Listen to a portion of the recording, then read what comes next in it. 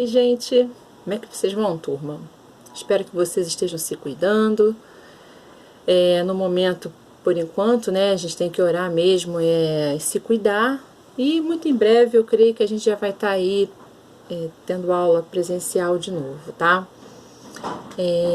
Dando continuidade à nossa apostila, nós vamos para a unidade 3. Nós vamos falar sobre as antigas civilizações, tá? Essas antigas civilizações, o livro de vocês falam em duas principais, que é a Mesopotâmia e o Egito. Eu vou fazer esse vídeo, na verdade, é mais um resumo, tá? Na próxima aula, sem ser essa agora que vocês vão assistir o vídeo, a outra, a gente vai estar tirando as dúvidas. Mandem dúvidas que vocês tiverem pelo WhatsApp, pela plataforma, como vocês acharem melhor.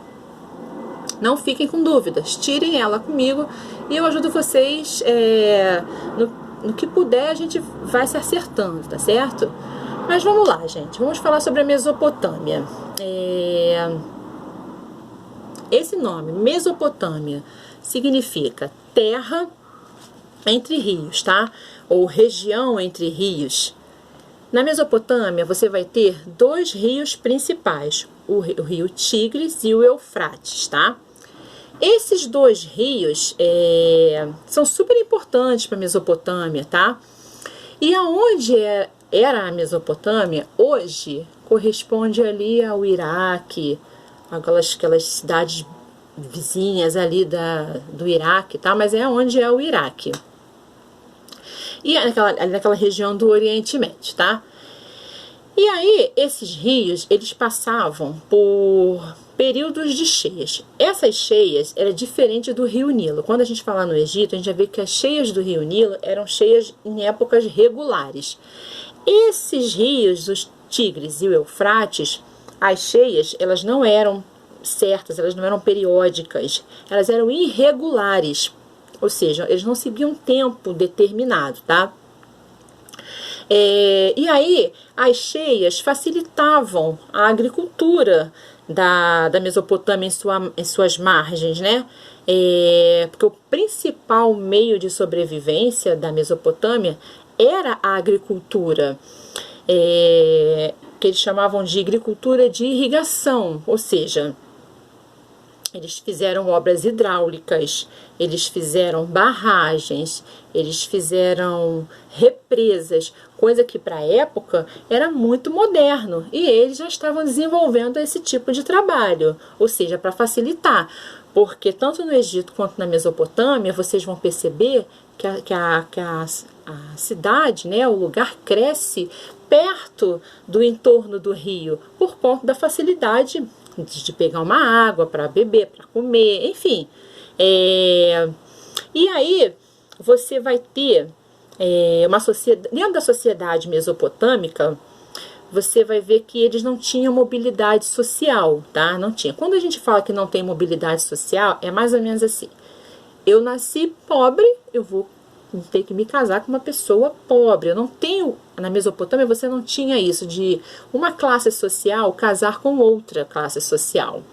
Se você era pobre, você se casava com pobre. Se você era uma sociedade, na cadeia, do topo, né, da sociedade mesopotâmica, você ia casar com alguém da sua classe social. Ou seja, você não tinha mobilidade social. Você nasceu naquela categoria, você vai viver naquela mesma situação.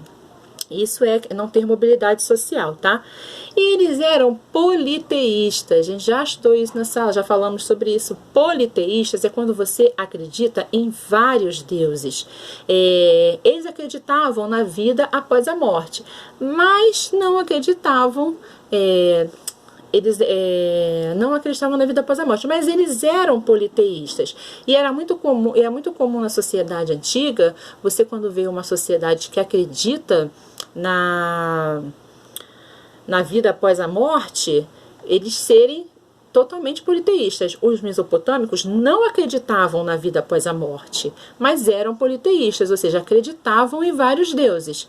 E aí você vai ter diferentes povos que habitavam essa região da Mesopotâmia. Você não tem só mesopotâmicos vivendo na Mesopotâmia. Você vai ter ali os amorritas, os acádios, os assírios, os caldeus. Essas civilizações que vão se originar mais à frente, no que vocês já devem ter escutado, ou vão ver agora pela primeira vez, mas ao longo dos estudos de vocês vão ver o termo babilônicos, ou seja, esse termo babilônicos são os primeiros, os caldeus e os amorritas, são os primeiros babilônicos dentro da Mesopotâmia, tá? Que mais tarde vão aí formar o segundo império. A gente está falando do primeiro império dentro da Mesopotâmia, tá? E aí, gente, vocês vão ter os sumérios como os primeiros habitantes da Mesopotâmia. Os primeiros habitantes. As primeiras cidades-estados, quando a gente fala cidades-estados, você tem... É como se fosse uma...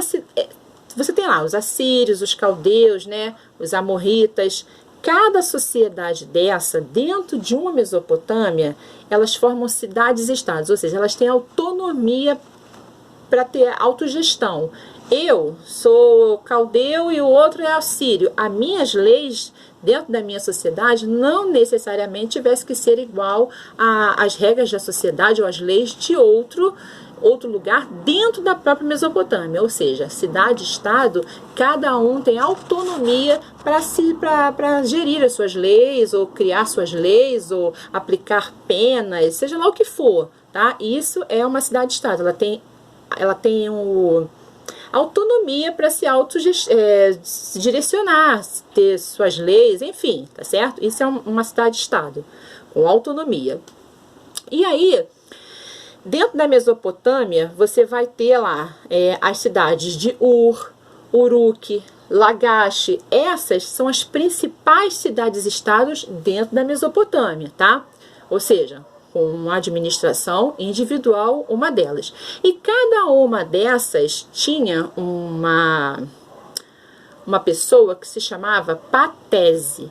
Esse patese era como se fosse assim um chefe de estado, tá? Ele é o chefe. Quando a gente diz estado, dentro da matéria da disciplina história, a gente fala estado, e pode ser um país, pode ser uma nação, pode ser uma cidade. É que antigamente se usava esse termo estado, tá?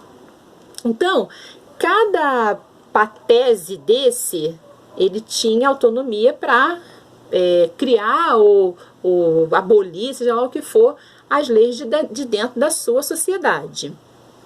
E aí, você tem um poder teocrático. Dentro da Mesopotâmia, cada patese desse tinha um poder teocrático, ou seja, o chefe acumula para ele não só coisas administrativas ou coisas políticas. Quando a gente fala em poder teocrático, ele também acumula poder religioso, ou seja, ele manda na parte administrativa da cidade, ele cria lei, ele cria impostos para ser cobrados para a população, enfim.